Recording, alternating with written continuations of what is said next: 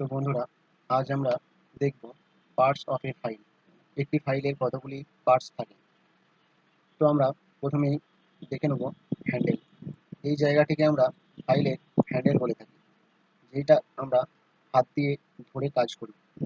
তারপরের অংশটিকে gold round একটি অংশ আছে, যার মধ্যে ফাইলের শোল্ডারটিকে লাগানো আছে। ওই অংশটিকে আমরা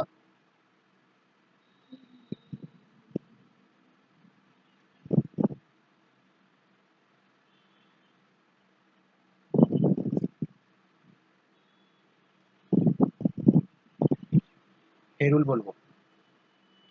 তো তারপরে আমাদের আছে ট্যাঙ্ক। ফাইলের এই অংশটিকে আমরা ট্যাঙ্ক বলছি। তারপরে ট্যাঙ্কের ঠিক সাইডে আমাদের আছে শোল্ডার। তারপরেই আমরা ফাইলের পার্টে চলে যাচ্ছি। এই অংশটিকে আমরা হিল বলছি। তারপরে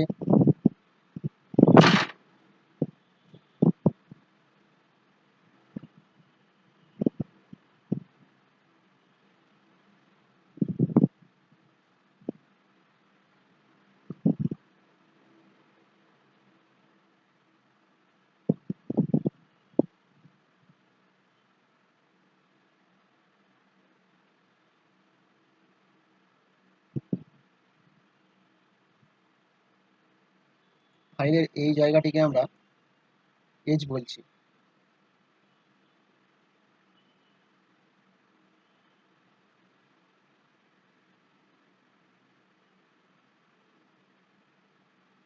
এজের ঠিক পরেই উপরের দিকে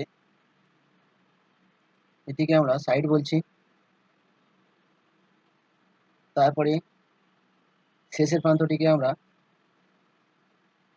টিপ অর পয়েন্ট। এই পুরো ফাইলের লেন্থটিকে আমরা ফাইল লেন্থ বলছি। ওকে বন্ধুরা, চলো এরপরে দেখা যাক।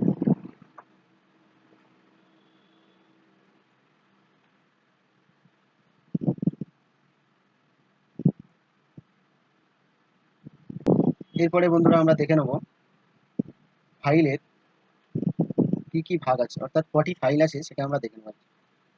তো প্রথমেই দেখে নেব ফ্ল্যাট ফাইল। এটির ব্যবহার আমরা সাধারণত বেশিরভাগ ক্ষেত্রে ব্যবহার করে থাকি সাধারণ কাজ এবং সমতল সারফেস ফাইলিং করার জন্য।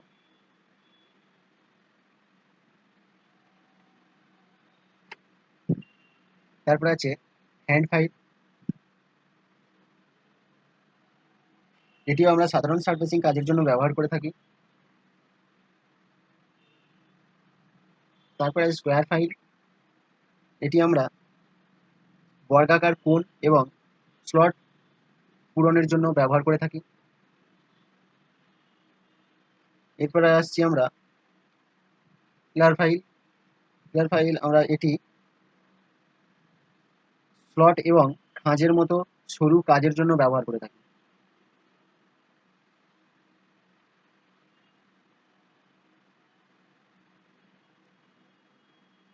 ট্যাঙ্গুলার ফাইল।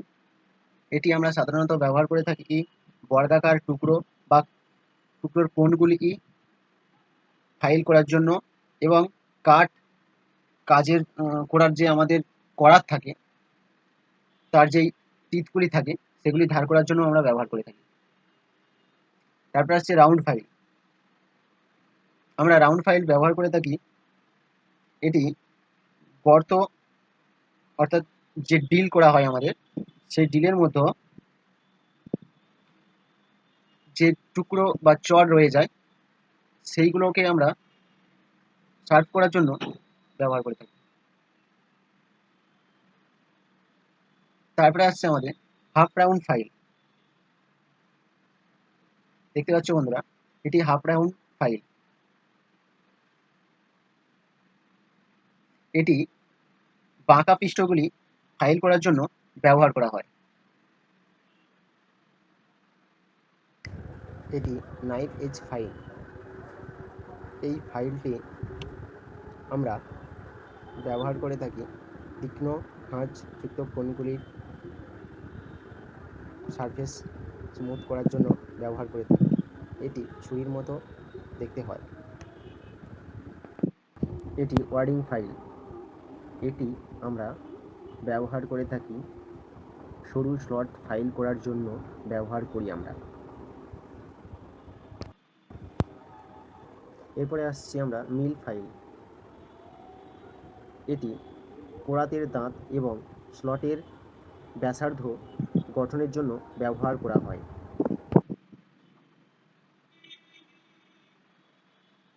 বন্ধুরা, এরপরে আমরা আসছি নিডল ফাইল।